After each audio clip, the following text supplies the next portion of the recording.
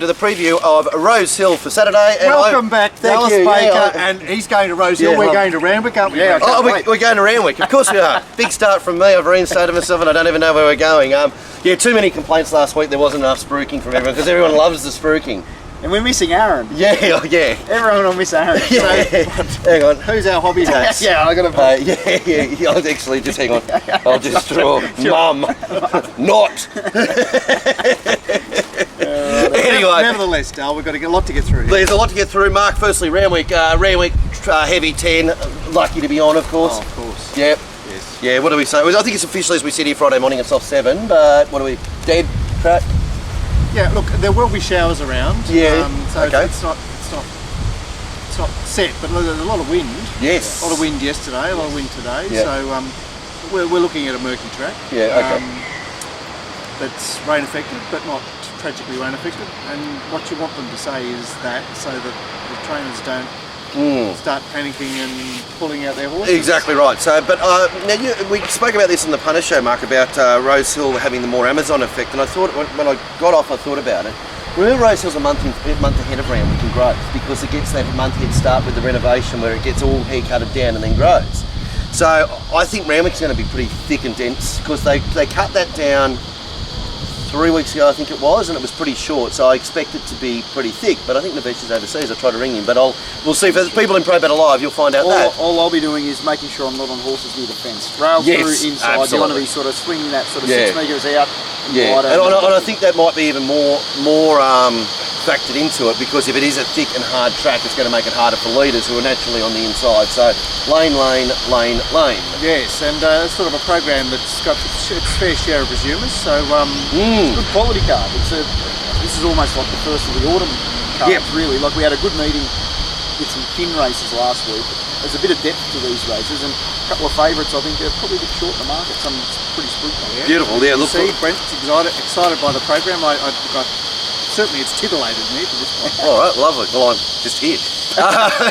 Race speed profiles, first week. Came back last week, massive. I think just about all the races that we wanted to play and we nailed, and the other ones. So you go that good because you have a holiday, is it? I need a holiday too. Get off a freshen up. We normally go better second and third up as well too. So looking forward to sitting down with Vince as soon as this show's finished and getting into them this afternoon for Sydney. And of course it's a good card in Melbourne, as it usually is at Caulfield on a track that Darren Potter expects to play pretty fair and well, which Caulfield has been of late. But yeah, so race speed profiles, if you want to jump on board for a 12-month period, you can get a good discount off that. It's on the site. Or if you just want to go week to week, it's the $59 as it usually is, but you can't breathe without it. Wrong products through. Race 1 is Frank Wilding's 70th birthday. Good on you, Frank, over 2,000 metres. The favourites is Allergic at 270-ish, and Tester Shadow and Loophole are next pick in the market. Mark, how do they go? How do they run this race? Well, I imagine Archean from his wide gate pushes forward. Obviously, Tester Shadow will be in the van, and I had Faust and Landlock not too far away. Another wild card is Khalid, who was pushed forward on a slowly run race last week. And yet another wild card is Rio Perdido, actually resumes at 2,000 metres. It looks the potential that this could be a bit, be faster rather than a slower pace here. It just depends on who gets caught and whether they need to go round. Yeah, the way I saw this was, I think this is a big step up from the field that Allergic took up on last week. I think the horses that Allergic beat last week, as we mentioned here, they sort of weren't going anywhere, whereas old mates. Yeah, I think there's a few here that have a scope for improvement. I think Hearns Oaks ready to improve it back up to 2,000 metres. I think its 2 runs this time in have been only fair, but I think you'll get to judge it on its performance this week. And I thought Slow Pace was also ready to do something third up, getting to the 2,000 metres. I just thought Allergic at $2.50. I'm not really sure I want to back something to beat it, but I would be inclined to bet around it as I got into the meeting tomorrow. One point I want to make about Allergic is that I thought that condition-wise it looked great last week. Fit, obviously fourth up. I think that's stating the obvious, and it will be fitter again on the backup. But it did start to do a couple of things wrong in the parade. It's a horse I haven't obviously seen a lot of, but also things you don't want to see from a stayer late. So they might, and the way that it raced, it got to the bend and it looked like it was gone. It sort of raced that way. I reckon it can improve a couple of lengths on what it did last week. Look, that could be the horse. And I think it's probably going to have to. Yeah. Because this is a stronger field, in my opinion. Mark. Yeah, I mean, look, he has got the advantage of the backup, and I suppose he's not different form anymore. He No, was different form last week. He's been poisoned. He starts out on top with me. Interesting to see that Tester Shadow is trying 2000, which initially surprised me. I would have to say that he's run so well recently that he would run well again. And the horses that Brent mentioned, stepping up in distance. Certainly, I'd be looking around the top 3, and I think Loophole may have won his races. But All right, cool. You normally have a good handle on the Wallerstone. What Loophole? Yes. Well, to me, I think he's racing very well. Like, it's hard to fault him. He's had 3 runs this preparation. His 1600 metre run behind Cape Crusader was basically just a good hit out, and his two subsequent runs he's been able to win. Yep. He's been back to the trials, kept ticking over. It's tick every run, isn't it? Claim, good use of the claim now, so he's not really penalised for his past couple of wins. He carries similar type of weight. So look, I've got no knock on the horse. He could win again, but $5, I don't know if I already want to dive in, but I've got no real knock on the horse. Cool. So anyway, overall, I'm sitting out. Yeah, I think your point you make about allergic at the price, but I'm allergic on top. But with that caveat, I'm expecting it to parade two lengths better, and with that, I might be tempted at 6 to 4, 7 to 4. Same. Beautiful. Moving on. Race 2, the Highway. 13 equal favourites. Mark, how do they run these? Well, there's High, wide, and handsome. Yeah. At this stage, there's 19 to go round. Knights on Fire is running in Canberra today. So, sorry, we lost 17. Tiger by the tail. Tiger by the tail. So we're down to 18. But I expect that Ganaza will head forward with 3 sheets all summer long underneath them, in Vienna out wide.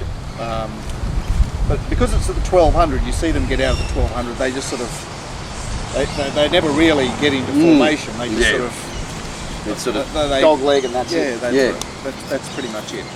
So obviously. Thought that Rose of Man, stepping up from 1000, despite the fact that she had a 1000 metre run against in the non-horses, the proper races, in the non-highway race. Yeah, that's right. Yeah, exactly. She was unlikable at 1200 from an inside draw, and the horse that I was really interested in was Northern Fury, who raced in a very slowly run 1100 in the small field of mares on Australia Day, and gets the right draw, the right distance. At the right stage. Well, I know it's a very basic way of it, and we like to micro-analyse it in these parts, but Matthew Dale, Brendan Abdullah, Highway, it's hard to go past, isn't it? Yeah, I think she's going to get into an interesting spot from that gate, but I'd imagine that's probably going to be the place to be. 3 wide cover, maybe even 4 wide cover. That's right, I do like the wide draws and all that sort of stuff, but I also, I want to be on them tomorrow, but you also, if they get out too wide and cast, they can get a bit lost as well too. Yeah. But Gunn handles that as well as anyone. The horse that I was interested in here was All Summer Long. I thought it did a good job a fortnight ago behind Adam and Eve, and he seemed to use it up, didn't he? He seemed to be at it. For a fair way out. I'm just not sure whether that was the track was rated a soft 7, but I'm expecting that track to be worse than what tomorrow was, because we had rain on the day and quite significant rain in that morning. It was a bit sort of choppy, and he had the big weight compared to those 2 other horses in the finish that were down on 51, 53.5, Adam Eve and Lord Von Costa. I think with James McDonald getting another ride on this horse, comes down 3 kilos off that performance. I can see it mapping somewhere near the speed, hopefully just 1 off 2 off the fence. Hopefully not cast to the inside. Exactly. And if that's the case, I thought it was good value at around that sort of $7 mark.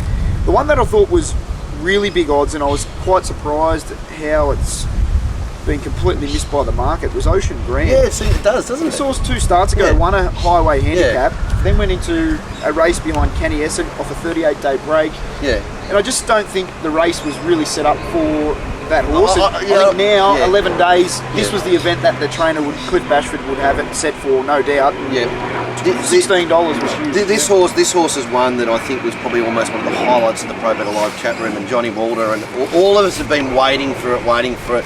You liked it its first run. It came in and paraded like an elephant. Wasn't race ready. Next start, really wasn't race ready. Then third up, we're just saying, please, all leading up to it. Please parade well. Came back from the parade. Here we go, boys. We're on. So it was good. And I'm saying that, not seeing it on Australia Day. The wrong lane there. The inside, on an 8 metre rail, surprisingly. The inside was was okay to begin with in the first couple of races, and then it was just tragic. But what I'm suggesting, without having seen it, I'm suggesting a 38-day break was was exactly what it didn't need. So with that run, it'll bring it on, and I agree with you. $15 seems, or $15-20 seems huge odds. The other one in Vienna, she seems to have really sort of come together. Shin to ride. I'd expect her to be in the finish. Beautiful. All right, okay. Just within Vienna, I think she's on a country championship path. So she's probably at that higher level of those highway horses. Well, that Greg Bennett does feel so. So Blake Shin went to ride her first up at Scone, and that's the plan, that he wants to ride her all the way through. So I could certainly give full marks to her. All right. Well, the three that I'm interested in are her, but more importantly, Ocean Grand, and more importantly, Northern Fury. Very good. Is that where you are? Yes, that's well put together, you guys. Thank you. Impressed. I'm impressed. No one's made a comeback, have they, in the show? Because Glenn got sacked, Matt sacked himself. Who else got sacked? Somebody else got sacked, didn't Are we sacking Aaron? Aaron sacked. Love you, slug. Aaron's suspended. He's got to get over San Francisco first and foremost.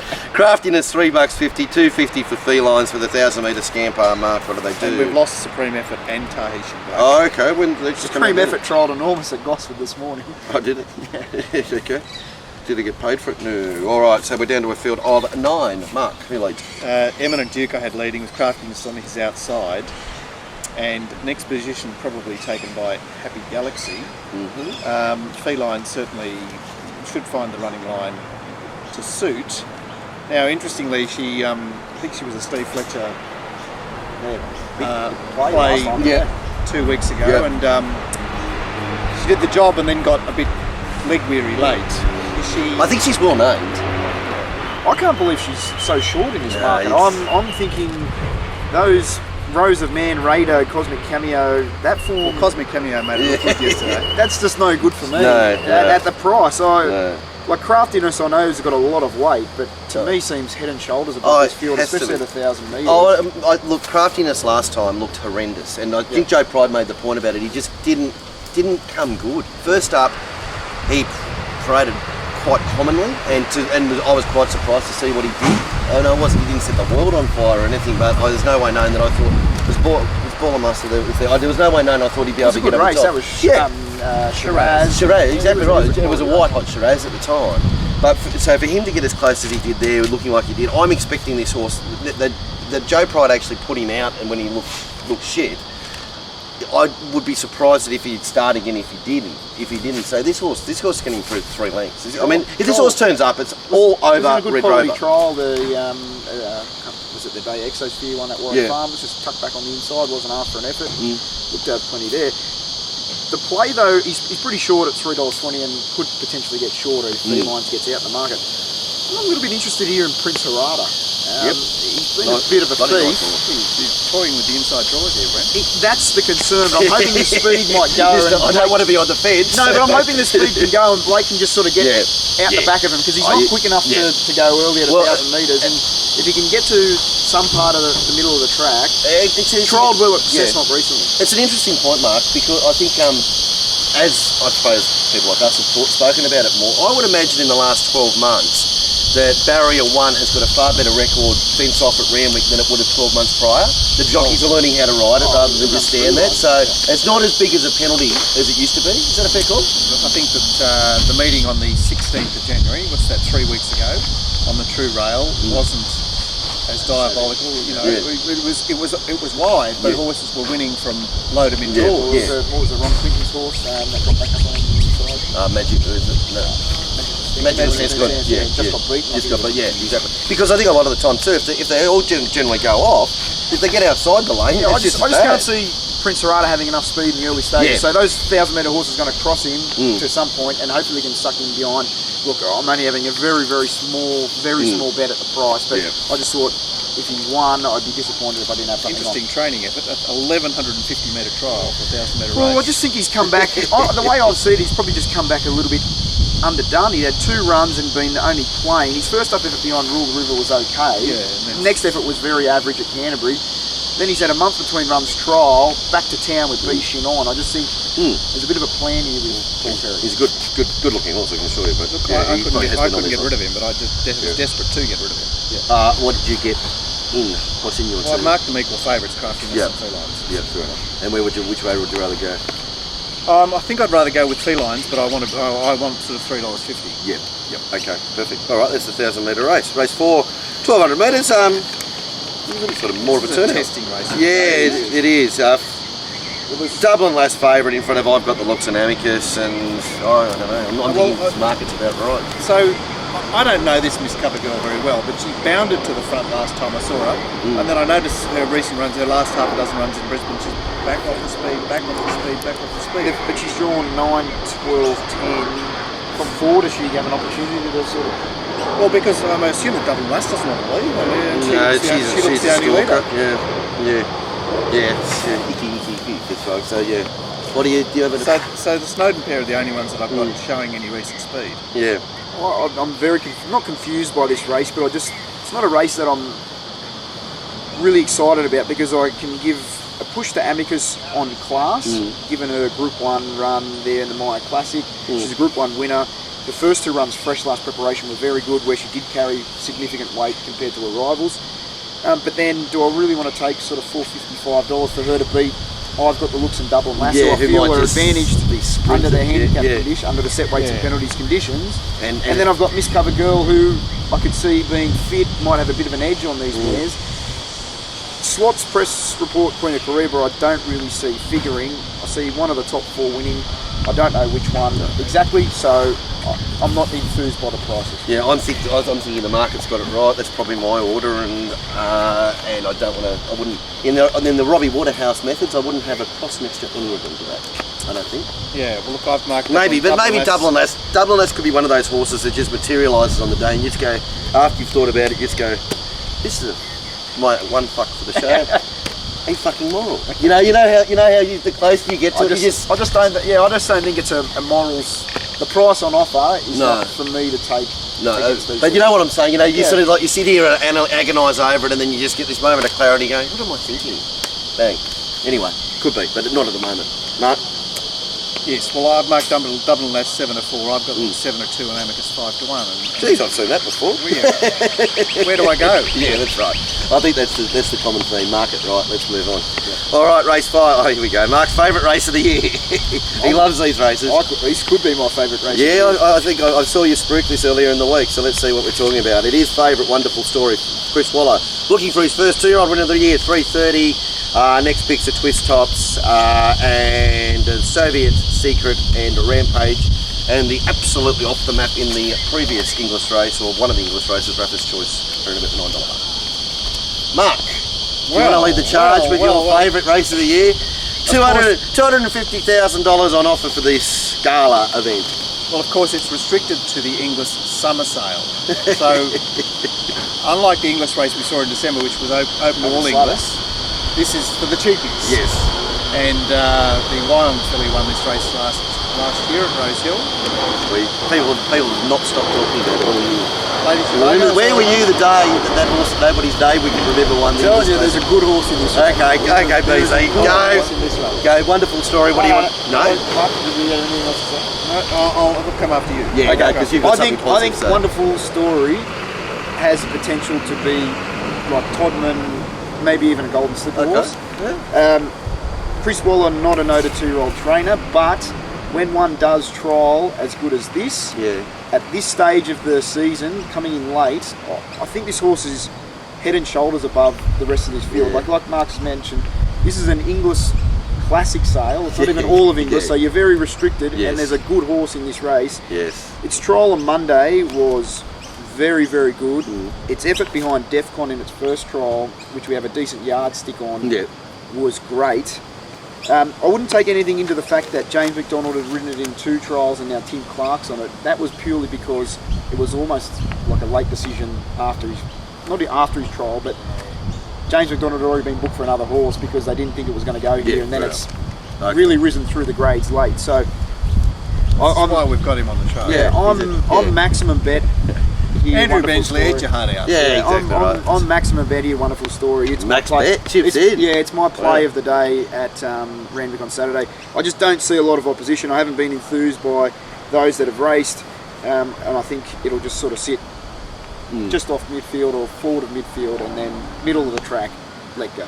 1,200 metres, first start, potentially tough track. It's going to be a worry. Trial Monday sort of not negates that, but gives me confidence that Gives you. Look, that's been one of my big things all juvenile season, and I've been. It's the vexing thing for me. And and I've been right most of the times. But then again, back to allergic last week in this race of old mates, different form, something fresh, something new.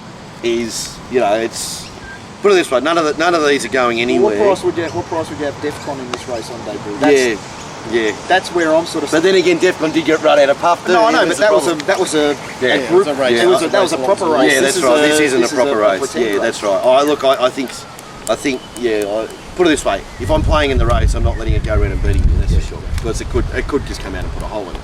Mark, what are your thoughts? As you point out, Dal, I'm struggling with the 1,200 first start, but I take on board what Brent says. Walk right in, I think, is mad odds for a horse that started off on the Breeders' Plate and acquitted himself quite well, and of course did beat home the favourite in their original trials. And Twist Tops has had a good preparation for this race. Yep. Twist Top's the one out of the racehorses that I sort of like. It's sort of shown the potential to win in a race of this quality. And there is an unraised horse that freaks me out because this trainer freaks me out. John Thompson is a great trainer. You get him up points. And he conceals his horses really well. So I did think that the trials of Albalisa, who has no rider at this stage and may not start, but were perhaps better than they looked. All right. So that's the English. That's the English way. I just will just make one point, Mark. On the show during the week, we were talking about Chris Waller and how good he is. Where does he go to? He wins the slipper. That's what he does. No, yeah. That's what I'm saying. because he just keeps racing the bar. And what else can he do? I just don't think he wins the slipper. That's what he has to do. Yeah, and he will. Is it this year? It's not this year, is it? It's hard to. Brent's giving him the Todman slipper trial. I haven't given it. I think he's that type of class. I can see him competing in a race. Well, if he goes one of the Todman slipper trial, he's 10-1 in the slipper, and then Chris Waller wins the slipper, and the job's done. This is type of like Zoostar, Brazen Bow when he trialled them, and I know he produced them in like midweeks around this time of the season. Well, you know what you need now is the Mounting Yard Mail. Mounting Yard, you can't breathe without it. Oh, remember? Jesus, I forgot to spruik. Thank you, Mark. Remember. I remember when Brazen Bow stepped out against that horse of Gaze. Hampton Court. Hampton Court won the Derby. Brazen Bow was a cool more, and I was on Hampton Court on debut. Yeah. Glenn just said, did he say? Well, this is the best 2-year-old I've ever seen. It's amazing, this Brazen Bow. And going, oh, really? I've took Hampton Court. I'm feeling terrible. Exactly. Well, we might as well spruik. Mounting Yard Mail. How do you breathe without it? Glenn Pollett see him like baseballs, as he said. Warren Huntley in Melbourne. Can't breathe without it. Mark, your stuff. Are we showing you this week or next week? Well, we're doing something tomorrow. We've got Randwick and the Beaumont track up north, but we'll have a little fresh display, freshen up the display on the set for Randwick tomorrow. So for people who don't, obviously you've got your prices, your staking plans, your trading plans now as well too. So you're just adding a little bit of a comment into the reason behind it. We're just going to sort of try and focus in on each race. Yep. Beautiful. And obviously, like Mark, is anybody who's watched that knows and is getting this now, the work and effort you put into it and the intelligence that goes into it. No sleep tonight, Alice. And that can be displayed in a written comment. No more numbers, Mark. There you go. Mate, you got to serve it to them on the platter these days, Thank you. Anyway, and there'll be more. We'll do more and more with it as we get an even prettier template. It'll hopefully be coming in the next few years. Beautiful. But anyway, Mark's stuff has stood the test of time forever.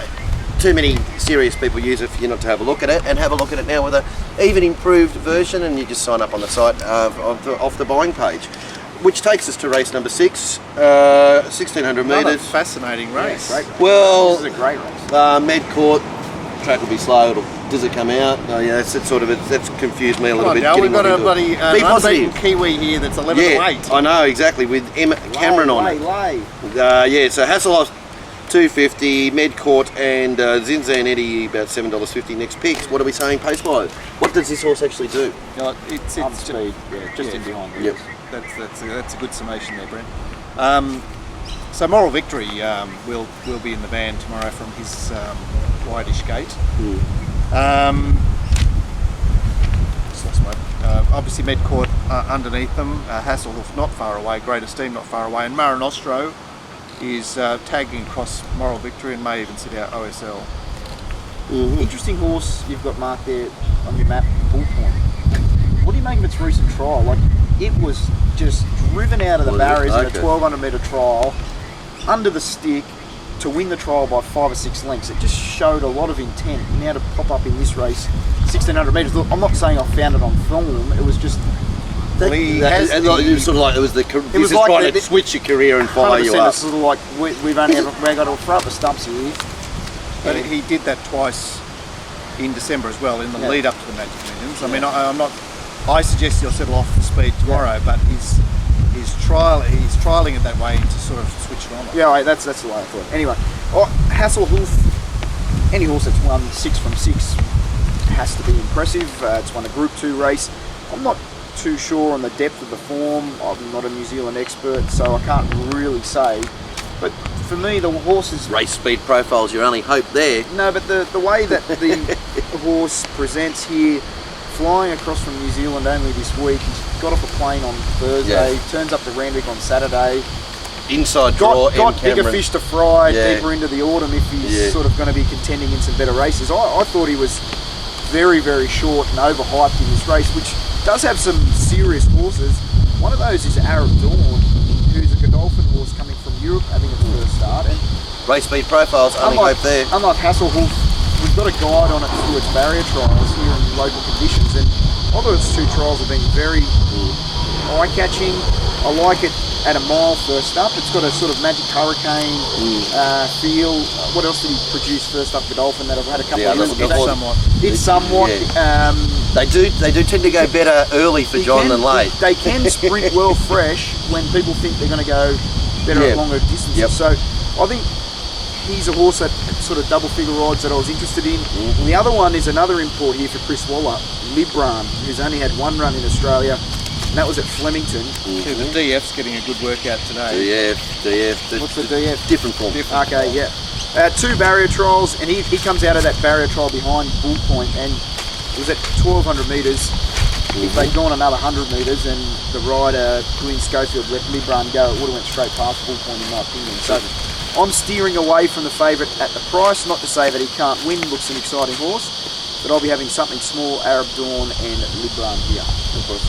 He's been set an interesting test, hasn't he, Matthew Cameron? I mean, it's dangerous. It's all very well being on the horse, but he's going to be presented with a track that is not regulated. Yeah, it just reminds me of that. Was it M. Duplessis who just stayed hard fence on something and just got beat? It was just absolutely trucking, bolting, and then just got beat right on the line over the carnival. Tomorrow. Yeah. I'll be potting it. Yeah, that's right. Yeah, you're due, mate. I just haven't got a word to him, mate. Rail's the quickest way home, mate. Look, these blokes don't know what they're doing. Stay on the inside. The best thing is when they make their run on the inside, in the straight, the race caller wants to tell you that he's safe ground. Yeah, you can say, James Jr. on the Godolphin horse. What do you make of that, Brent? That was off-putting for me. To me, I'm not too sort of put off by it. I just think it's John and the team at Godolphin. They're looking to bring down his rating 3 kilos. That's the way I see it. He's doing a fair bit of riding for the team, and I think it gives him a more of a winning chance carrying 55 than he does with 58. That's the way I see it. Look, it'd be great to have a senior rider on, but I'm not totally against taking 3 kilos off the first time. Well, I don't mind Medcourt, but I don't like the fact that it's had as you know, I think, Mark, I've got a high opinion of Medcourt as ability, but I think he is a horse that does want rock hard trackers or 2. But I don't expect him to start, so I really don't have much of a comment on the race. You know, I'm certainly interested in the two imports. Yes, absolutely. So I'll be interested in one. Happy to mark the favourite, but at a much longer price. The other horse that I do want to make mention of is Ruling Dynasty, who first up last preparation at 1600 metres just got beat by Farolitos, and it was a good run, and then at its next start was able to win at 1600 metres.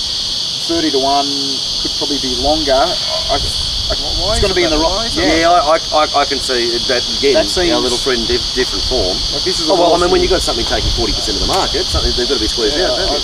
You know, he was tested in a weight for age Craven plate. Like this is a lot easier. I know he got beaten a fair way, but just keep an eye on him. He looked a little bit big at the trials when I saw him trial the other day, and which is understandable. He's quite a sizable horse. Yes, but- he is. Doesn't he need to be, given that he's a mile and a half horse? Yeah, he needs to be a bit- Can't be yeah. screwed down. No, exactly. no, but good. 40 to You know, 1 yeah. just seems big odds. I can agree with that. Anyway, all right, let's move on. Race 7 is the Eskimo Prince. Before we Feature. before we talk about the feature, Pro Bet Alive, boys. We haven't really spoken a hell of a lot about it, but Because we've been on holiday. we have been on. But it You is. weren't here last week. Yeah, that's right. It's spruiking back. You know, everybody loves a spruik.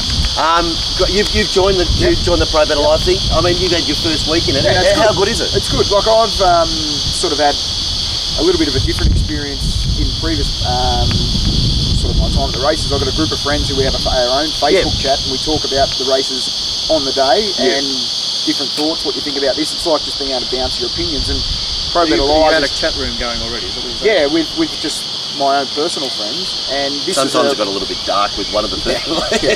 we had the bar, Nick Ashman. Sorry, Nick. But Didn't need to bring mothers Pro Bet into Alive it. is just sort of formalising. Pro Bet Alive has obviously taken this to a different level, and it has the same principle where people from all around the country, anywhere you want to be, you can plug in and give your thoughts, ask questions, bounce ideas off people, listen to what everyone has to say. And I think that's a good thing in punting. I'm not a big believer in I've got the perfect opinion, No. I'm the only one who's right. I will happily listen to other people and then form an opinion once I have all the absolutely. information in front of me. Absolutely, So yeah. I think it's a good way to do that. There was a very, very clever punter by the name of Michael Shepherd, Spike to everybody else, who made a lot of money when G. Pollitt was torturing the ring. He was winning similarly. Yeah. And what he used to do is he basically used to canvass the opinions on the track. Yeah. And obviously can't do that anymore because the opinions don't reside on the track, they reside inside the land. world. Yeah, exactly. So and then what, just like a 3-2-1 tally, and whoever got the most votes Well, won. he'd sniff it out. Sniff- He'd yeah. basically sniff it out. Yeah. Well, why not? It's almost like it's the way of trying to be ahead of the SP, isn't it? Yeah, makes sense. Anyway, but so you get all the news from the yard and the horses and comments about how they've done from both Sydney and Melbourne. You also get John Walter's set. You also get Darren Potter's set, and it's just for $99. It's huge value. So you're getting those two sets cheaper than what the market rate is, and then all the other stuff. And it's you can either just sit back and watch, or you can interact. So really if you really want to have an afternoon of company, if you are sitting at home and being part of that part of the people out wide, which most people are, just give it a try. $99. I'm sure you'll be It's a bit impressed. like Twitter on a Saturday afternoon, but an enclosed room, Yeah. less idiots, and, Yeah, that's right. Exactly. and not as many people That's right. spruiking themselves. That's So right. Exactly right. It's perfect. Eskimo Prince, 1200 metres is Prodigy by favourite 380, Counterattack 440, 550, Wolf Cry 850 or thereabouts. These are tap prices, so a little bit better than this. Spill the beans. And Canny Essen, Brent, is $15. Yeah, this race I'm finding hard to really break down because, my starting point is I don't want to be on Pride of Dubai. No. Actually, Aaron would want to be on Pride of Dubai. He's I'm the sick of Cargo member of the fan club of the greatest. Why is that? Oh, it's because it's He loves the look of the horse. Oh, You know, he does this all the time. Oh, He loves the look of the yeah. Oh, because it's got ability. It's slider with ability. It'll do this sort of thing. Yeah. Anyway, my opinion here of Pride of Dubai is high class horse, better than this field, but at the prices on offer, $4, a little bit better. I can't get excited because he's been doing a few little things wrong in his trials. He's been quite keen, he's been a little bit fierce, and we have talked about this sometimes where the Snowden camp can get them to trial in trials and then present a lot better on race day. I'm expecting him to do that on Saturday because he's a high class animal, but he's got the weight disadvantage. He hasn't raced for close to 12 months. He obviously had What was the some issue, mate? I'm not exactly sure what the issue was, but it led to him missing the spring. So he's going to be a little bit ring So Andrew rusty. Bensley's still got a bit to Yeah, offer. that's right. Andrew would have it written down, mate. He's got bigger fish to fry, this horse. He's going to be at his peak in a month's time in the Randwick Guineas, not on Saturday, where a few of these other sprinters might get the opportunity to beat him fresh, whereas in one start or two starts, they're not going to beat him. So my starting point is away from Pride of Dubai. Winker's on counter-attack blinkers off is interesting. He seems to very much blinkers horse. Yeah, I want to ask you, what is his goal? What are they doing? Well, because I'd imagine he would be a project horse now for Chris. I imagine he could end up being a lightweight Newmarket horse. Because I'm saying, if he's right, I'll do the Glenn thing. Fucking moral! Well, he's trialled like a very good horse. So we saw him 3 times in the spring. He was outside, inside, outside. Yep. Win. Loss, win. Yeah, fair point. How does he get ridden from Yeah, that? that's right. Well, that's... I should mention that And it's Jake I have too. Spill the Beans likely leader. Yep. Wylia tagging him. Yep. Counter-attack next best underneath them with Wolf Cry on his outside. Kenny Essen caught wide. It is a bit of a compromising position. Lieutenant obviously is a wild card given that Gay has taken over the training. He's just going to fly like he's a speed horse. He can be a speed horse, yeah. Gay and gun. I mean, Lieutenant may assist counter-attack in that department. But it is Jason Collett who does want to be on the inside. Why is Jason Collett? I don't know, you wrote a story on Who's that. that? Counter-attack? Counter-attack. No, he wrote it. I think you're pretty sure he wrote it in the spring. Let me see here. Didn't Glenn win it? Yeah, Glenn. Glenn won it. And Jimmy. Pumper. That's right, yeah. Retired Jimmy. But Jason Collett's, he's sort of rising in the ranks there. I've got no problem. The only thing is he can be a little bit inside-ish when I'd rather be popping off. Anyway, but that's all right. I don't know where to turn in terms of how I'm going to attack this race from a betting perspective. I'm probably going to learn more watching it than I would be hazarding a bet. If counter-attack had the blinkers on, I'd be thinking they're showing some intent, but I heard an interview with Chris Waller saying it's not his grand final. He can go a bit fierce with the blinkers on, so I want the blinkers because he needs some sort of encouragement, but it's just got the feeling as he's out there trying, but not grand final day. Not fucking moral. I've chosen my position then. My position then goes to, I think I'm going to lead you into this segue then. Canny Essen $15. I've got a clearly second pick, and maybe that might be adjusted after just hearing that counter-attack's having a bye. Well, it's definitely not having a bye. You can't say. I'm definitely not saying that. Definitely not, because There's 2 people here that can't say. And he's definitely could still win. The only one that can say. Yeah, but he could definitely still win at sort of not 100%. I think the horse took massive leaps last time, and I don't expect it again. But I do fear that it's not. You know, Chris is awesome at having when they become project horses, and if they're project horses, they're not right now. They're going to be absolutely A1 on whatever that project is. Mark. Yes. Well, look, I tried hard not to find Kenny Essen and got him hard in the market. It was a moderately run 1100 metre race that he resumed in 10 days ago on Australia Day, and he ended up getting forced back to the inside. So the run had a bit more merit than it appeared. I think she's done exceptionally well with it, starting it off in average race, and then having the run next to its name, which is a win. I think it's as well set up in this race as any horse. And I mean, obviously, the other horses will go round it as it gets on, because I don't think it has the ability of some of them. But as far as tomorrow goes, it is as well set up in that race as anything, if not the best. Fascinating race, Cal. So what are you saying? The answer is a pineapple.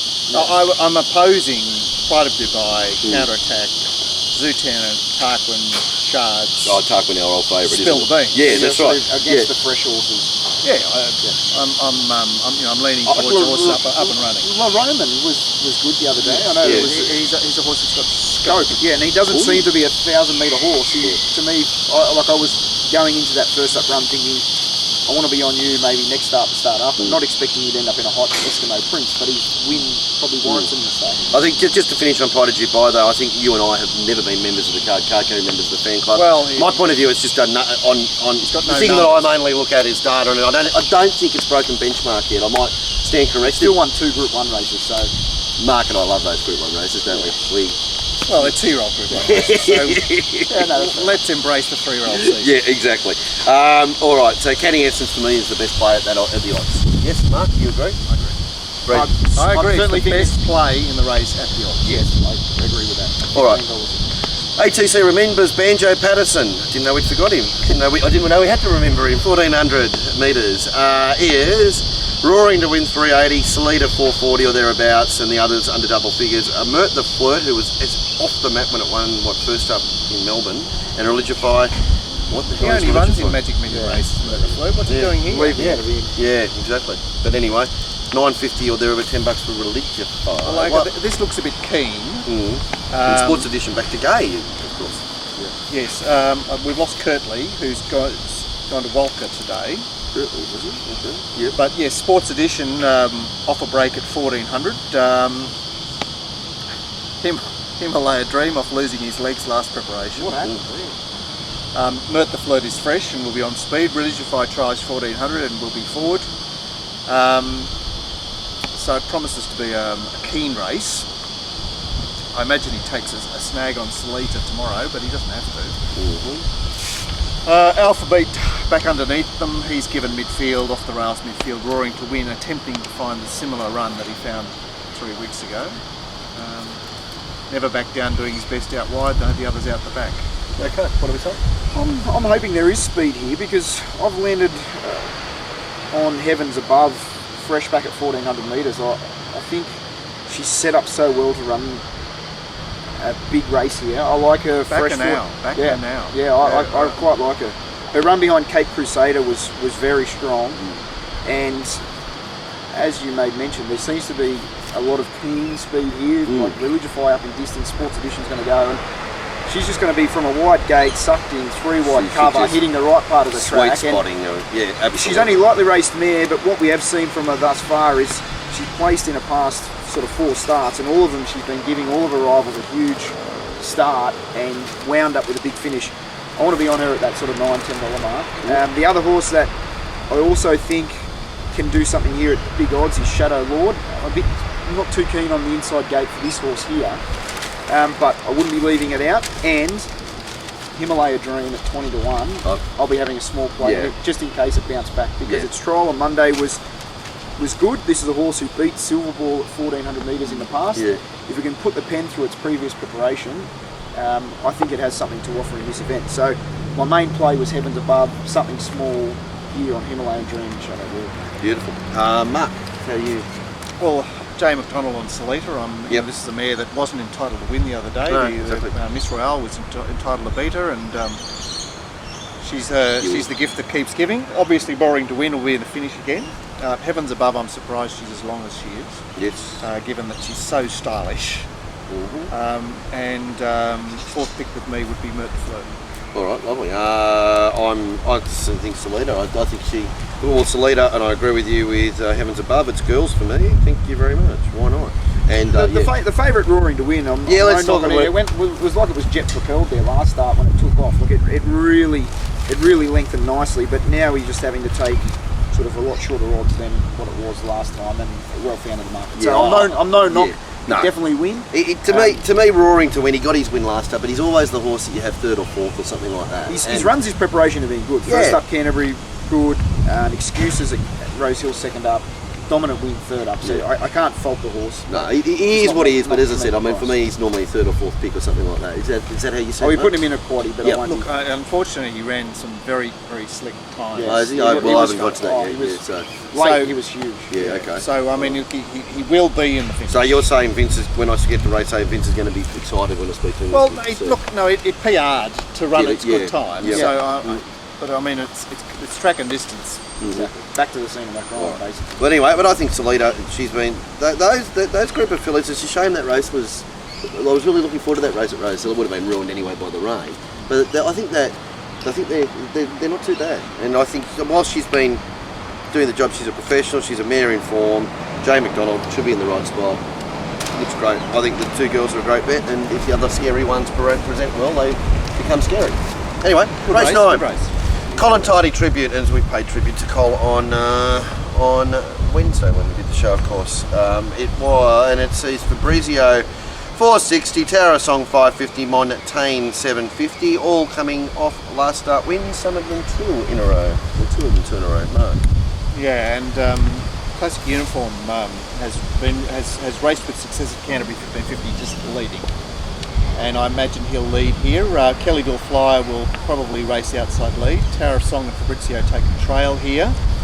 And the only sort of wild card I found was Ziggy Willie up the mile from a wide gate, caught deep and possibly surging forward. But they won't go crazily, but nor will they go slowly. When I did the form for this race, I was surprised that Fabrizio wasn't shorter, given it's a horse that's won 3 out of 4, Gay Waterhouse, impressive winning at Canterbury last start, probably should be unbeaten. On debut it was unlucky not to beat Make a Mark. I hope it follows classic, Tommy follows classic uniform, and then classic uniform sort of looks to go across. It can get off its back and maybe get to its outside so that he's not stuck in that inside section, because he seems to be a horse that will need time to wind up. He's not going to sit on the back. Is that what you're saying about his Canterbury win, that he was not shown to great effect at Canterbury? No, I think he's open to a lot more improvement than what we saw at Canterbury. I think Canterbury just was a glimpse of his ability, because he was in behind, got out for 100 yards, dashed, and got the job done.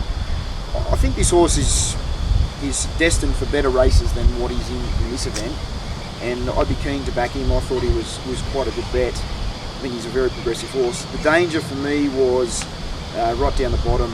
Montaigne? No, I was a bit sort of against Montaigne. I think it was impressive, but High Spirit only average form. I think that Warwick Farm Maiden's only fair.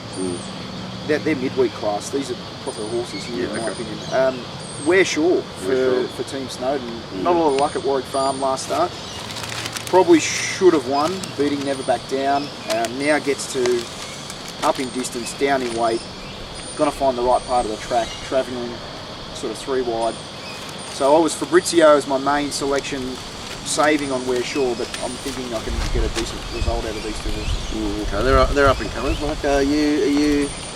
I had to disagree with Brent about Montaigne. It's a rapid improver. It made its run along inferior ground at Warwick Farm and went from 11 to 14 on that occasion. He gets to a mile tomorrow at home. We're supposed to all hold hands and be happy on this show.